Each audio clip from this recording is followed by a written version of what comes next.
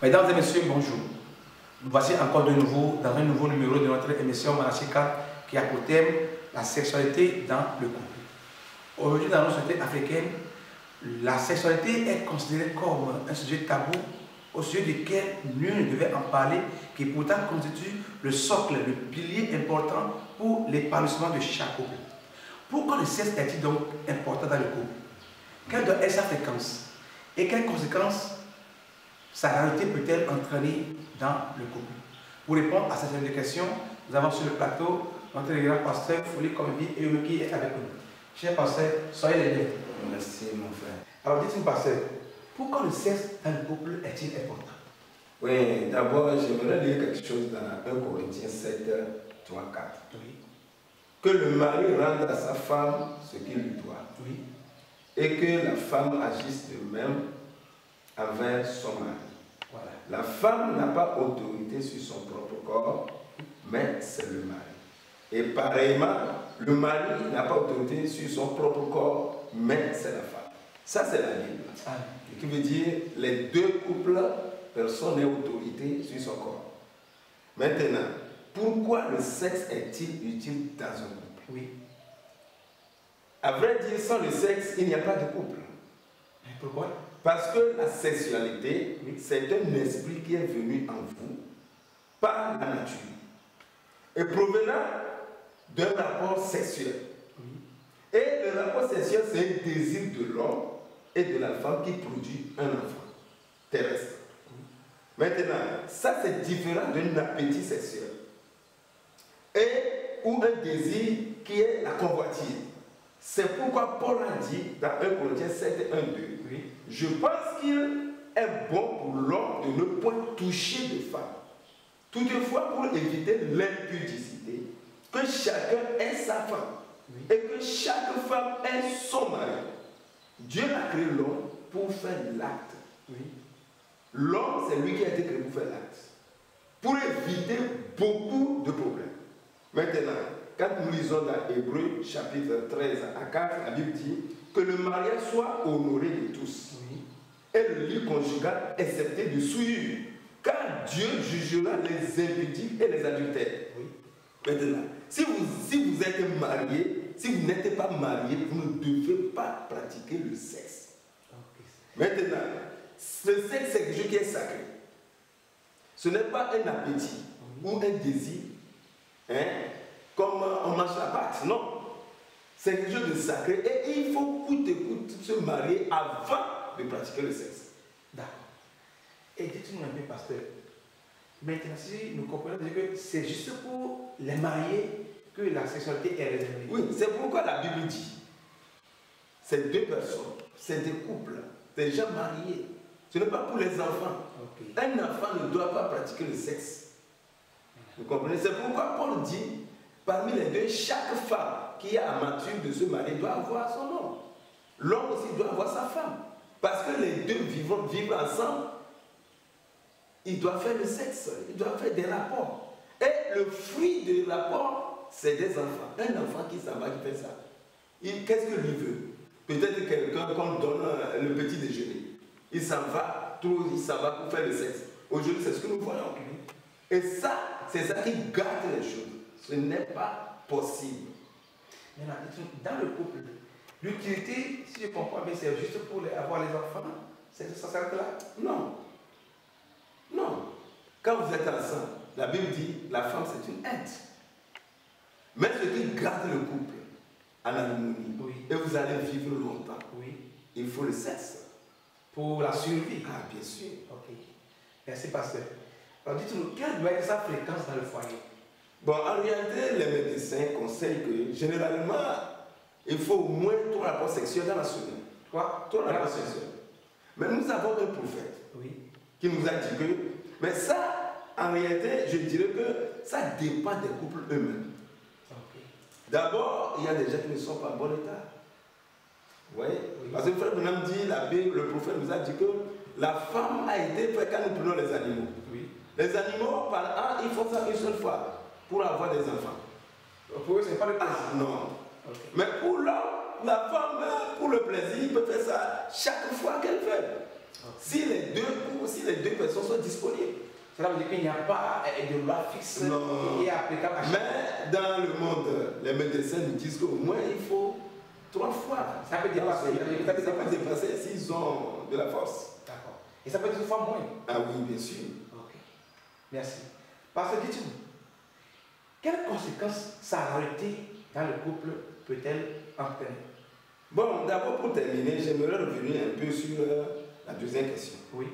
Bon, le prophète nous dit quelque chose dans le mariage-divorce. Oui.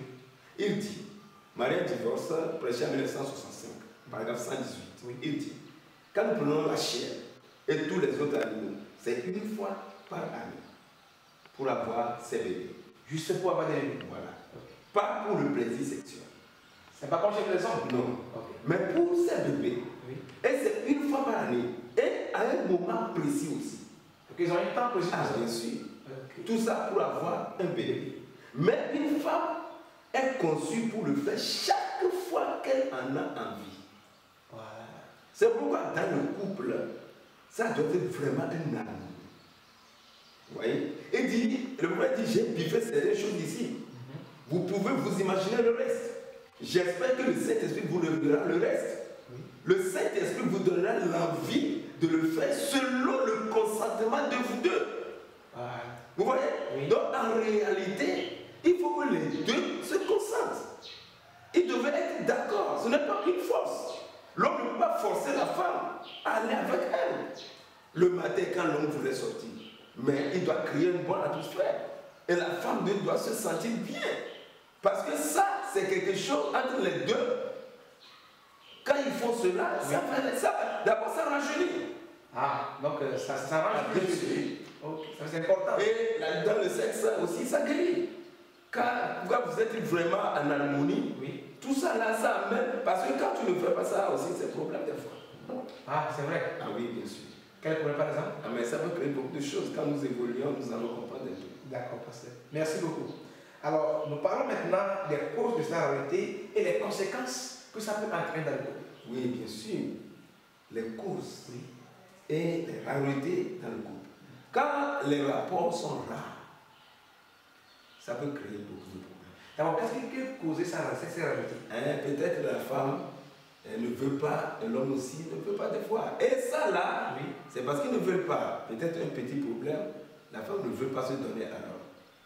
Et l'homme aussi, quand la femme ne se donne pas à lui, peut-être l'homme, ce qu'il fait à la femme, l'homme coupe cela. Et ça là déjà, ça commence à créer des petits problèmes. C'est-à-dire, si nous comprenons bien par votre intervention, c'est-à-dire qu'une querelle dans la journée peut entraîner. Ah, bien sûr, il y a des gens qui n'ont pas de mature. Parce que quand l'homme veut aller avec sa femme et que la femme refuse. Mais des fois même l'homme, la femme est en train de chasser l'homme pour aller commettre la fornication ou l'adultère ailleurs. Ça veut dire que quand la femme refuse de se donner à son mari, bien sûr. Elle renvoie le mari de vous. Maintenant, nous sommes des chrétiens. Oui. Quand la femme fait ça et que le monsieur en question n'a pas le Saint-Esprit, mais ça passe sur sa tête. Et ça peut le mettre en colère. Mais il ne peut rien faire. Voilà.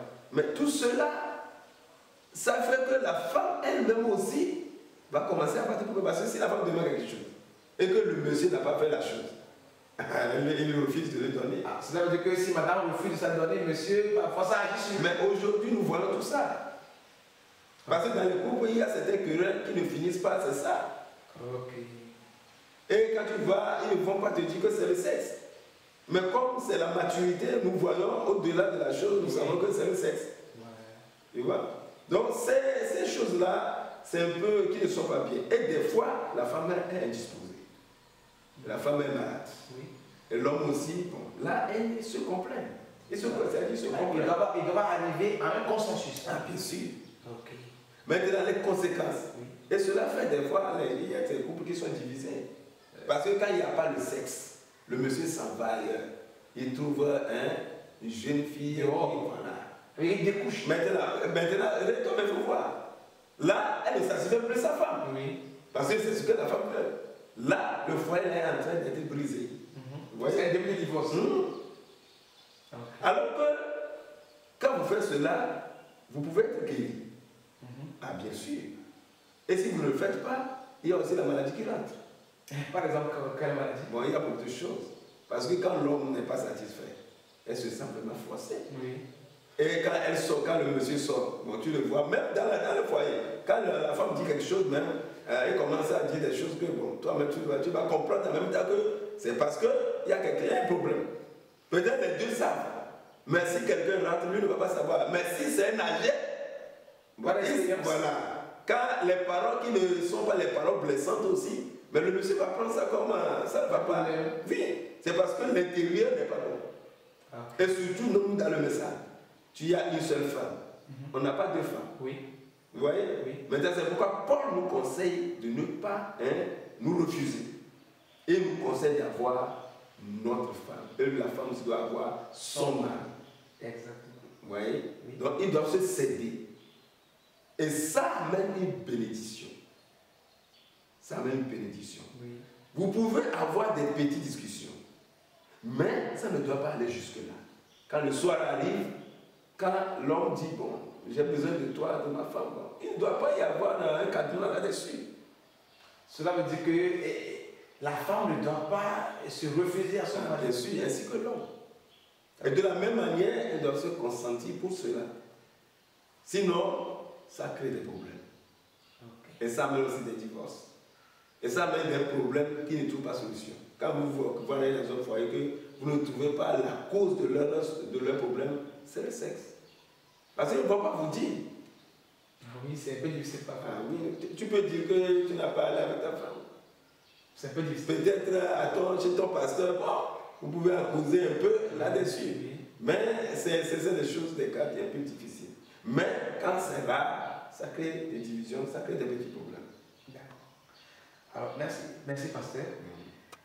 Dites-nous, pour remédier à ces petits problèmes qui gangrènent les couples parfois, dont même les couples sont incapables de le dire, mais intérieurement, ils savent quelque chose. Pour remédier à ces genre de problèmes-là, quel conseil avez-vous à rendre de nos internautes? Bon, en réalité, il faut que les couples s'aiment. Ils doivent s'aimer. Et qu'il y ait de communication dans le couple. Et cet amour commence depuis le jour où il commence à se fréquenter. C'est que déjà, bien avant le mariage. Bien sûr. Parce que c'est l'amour qui marie à l'amour. Parce que quand vous rentrez dans le fond de la chose, il y a beaucoup de choses. Oui. Exemple, il y a certains hommes même qui ne travaillent pas. C'est-à-dire qu'ils sont impuissants? Bien sûr. Mais ils ne disent pas ça. Avant le mariage, ça, c'est méchant, c'est être méchant. Ça, c'est de l'hypocrisie, bien sûr. Et quand un frère fait ça, ce mariage-là est gâté. Il a brisé ça va commencer. Bien sûr. Parce que quand tu n'as pas, ton sexe ne travaille pas, tu te maries à une jeune fille, tu fais la quoi avec la jeune fille? C'est une catastrophe. Ah. C'est pourquoi que nos jeunes soeurs, nos jeunes frères, qui sont dans une église, se confient vraiment à Dieu. D'abord, c'est pourquoi il faut l'amour. Ils doivent s'aimer. Maintenant, après ça, il faut une communication. Parce que dans le couple, oui, vous devez avoir des communications. Quel qu'en soit le travail du monsieur, oui, quel qu'en soit le travail de la femme, il faut une communication. Parce que quand le mari revient le soir, mais d'abord, ils n'ont qu'à s'asseoir pour parler. Toute la semaine, même samedi, ou si c'est même le dimanche. Parce que c'est dans la communication que les deux peuvent s'exprimer bien. Donc chacun peut exprimer un problème. Il doit trouver un temps pour discuter. Bien sûr. Okay. Maintenant, dans cette communication-là, bon, le monsieur peut dire ce qu'il veut. La femme aussi peut dire ce qu'elle veut. Vous voyez? Oui. Parce que dans le foyer, le problème de sexe là crée beaucoup de problèmes. Oui. Quand la femme refuse à l'homme et que le monsieur sort, oui, et le monsieur ramasse le monsieur ramasse une maladie par exemple. Des infections, des MST. Voilà. Des manifestations. Et maintenant, quand le monsieur ramasse ça, cela, oui, il revient à la maison. Il va donner ça à qui? Mais la femme est infectée. Et qui a fait ça? C'est elle. Voilà. Donc il faut que nos femmes refusent cela. Et bien sûr, il y a certaines femmes, ils ne sont pas habitués au problème de sexe. Bon, comme ils sont en communion, le monsieur, bon, ça, on ne peut pas le dire, mais une fois qu'ils sont ensemble, ça, ils vont se compléter. Alors, ils doivent trouver toujours bien sûr, un consensus. Tout ne se dit pas sur le plateau. Mais ils doivent comprendre que, après tout, c'est sa femme. Oui. Et après tout aussi, la femme doit savoir que c'est mon mari. Maintenant. Et il faut le pardon. C'est-à-dire, avant de comprendre ton conjoint, oui. Il faut l'écouter. Et après l'avoir écouté, et que dans ses paroles, il t'a offensé, il faut la pardonner. Quand il y a le pardon dans le foyer, tout marche. Parce que c'est comme le prophète a dit. Il sait qu'il s'en va, il revient. S'il fait quelque chose, sa femme va la pardonner. Mais ce n'est pas parce que ma femme va me pardonner et je vais aller commettre des erreurs. Et c'est l'amour qui domine. Parce que j'aime ma femme, je ne peux pas aller commettre une erreur. Non. Donc j'aimerais donner ce conseil à nos jeunes couples de savoir que dans le foyer, oui, pour avoir un bon mariage, c'est-à-dire un bon couple, oui, ils n'ont qu'à s'aimer. Il faut l'amour. Donc l'amour est donc la fondation. L'amour, le pardon, oui, la communication. Oui. Vous avez parlé de trois choses. L'amour, le pardon et la communication. Donc ces trois choses constituent le pilier d'un couple, d'un foyer qui va réussir. Bien sûr. Et puis, ils doivent savoir que quand ma femme m'a fait quelque chose, oui, et que je n'ai pas de cela, où je vais aller avec ma femme, elle refuse. Il ne faut pas que l'homme soit trop emporté. Il ne doit pas se mettre en colère. Non, c'est pourquoi la Bible dit, Paul dit que chacun se ressaisisse. Voilà. Mettons en colère, mais que ta colère bien sûr, pas la même ça. Que le monsieur en question est le baptême du Saint-Esprit. La femme aussi a le baptême du Saint-Esprit. Oui. Donc si j'ai le baptême du Saint-Esprit, ma femme a le baptême du Saint-Esprit, oui, et arrivé là-bas, on se comprend. Effectivement. Et quand ils font l'amour, et quand ils font l'amour dans l'amour, oui, il peut y avoir des choses même que peut-être les gens, les médecins l'ont dit, ne vont pas voir. Par exemple, moi j'avais un témoignage. Il y avait quelqu'un qui fait des médecins et des plantes. Il a dit que bon. C'est un tradithérapeute. Il dit qu'à cause d'un problème d'une femme, qu'elle ne va pas avoir des enfants. Mais quand le monsieur, ils se sont mariés, il n'a rien dit. Mais le premier jour qu'ils se sont consentis d'avoir des enfants, le monsieur a dit à sa femme, nous allons prier. À partir d'aujourd'hui, je veux un enfant. Quand ils ont commencé à prier, le même jour, quand ils ont prié, avant de faire ce rapport, le mois là, avant que le mois là ne finisse, la femme est tombée grosse. Pourtant, avant, il avait dit qu'il ne pouvait pas avoir d'enfant. Voilà. Wow. Vous voyez? Parce que ce qui veut dire que quand vous êtes en harmonie, ça guérit. C'est-à-dire que l'amour est un coup de force. Ça guérit. C'est ok. Vous voyez? Et cet exemple-là, c'est papa. Et ce foyer-là a des enfants qu'il veut. Malgré ce que les médecins ont dit. Bien sûr. Okay. C'est pourquoi la foi, l'amour surmonte tout cela. Si je peux pardonner mon conjoint et mon conjoint aussi peut me pardonner, c'est fini. Ce n'est pas ce que je veux trouver ailleurs, dans le monde. Ça va plutôt briser mon foyer. Oui. Donc, et avant de se marier, il faut que les couples se disent la vérité. Et s'ils se disent la vérité, il va être honnête. Oui, bien sûr. Ok. Cher pasteur, merci de nous avoir tenu compagnie lors de cette émission. Nous en sommes vraiment ravis. Et je crois que vous serez encore disponible pour nous, pour nos prochaines émissions, lorsque nous vous ferons appel. Merci le Seigneur le veut. Merci beaucoup, pasteur. Merci beaucoup. Que Dieu vous bénisse. Merci beaucoup, chers internautes. Nous voici arrivés à la fin de notre émission. Mais avant de vous quitter, retenez ceci que le sexe est un pilier important dans la vie de chaque couple. Et aucun conjoint n'a le droit de l'utiliser comme arme de guerre contre son conjoint. Et chaque couple doit toujours discuter de comment mener leur vie sexuelle pour avoir un foyer épanoui. N'oubliez surtout pas de vous abonner à notre chaîne YouTube pour recevoir nos prochaines vidéos et surtout activer aussi la cloche de notification pour nos prochaines vidéos. D'ici là, portez-vous bien et que Dieu vous bénisse. Shalom.